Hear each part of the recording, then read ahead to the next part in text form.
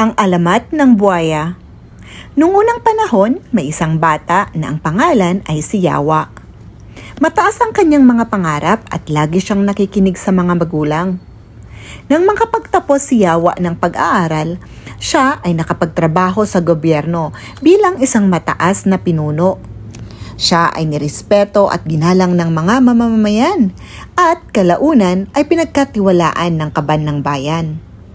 Bilang pinuno, nagkaroon siya ng maraming kaibigan at karamihan ay nagka-interes din sa kaban ng bayan.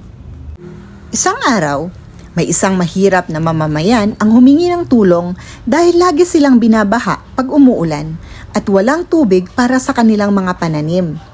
Kailangan din nila ng kalsada para mapadali ang kanilang pakikipagkalakal sa ibang bayan.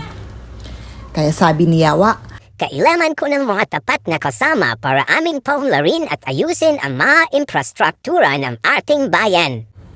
Nalaman ito ng mga kaibigan ni Yawa. Pinuntahan nila si Yawa at sabi, "Ibigay mo sa amin ang mga proyekto. Hati tayo sa pondo. Ibigay ko sa iyo ang 30% at ako na ang bahala sa proyekto. Ang gawin mo lang, pirmahan mo ang papel na kumpleto na ito." At dumating din ang isa pang kaibigan at kinausap si Yawa. "Kaibigan, alalahanin mo, tinulungan kita para may luklok ka sa pwesto. Binigyan kita ng pera para mabayaran mo ang mga tao. Milyon ang binigay ko sa iyo para gastusin sa karera mo."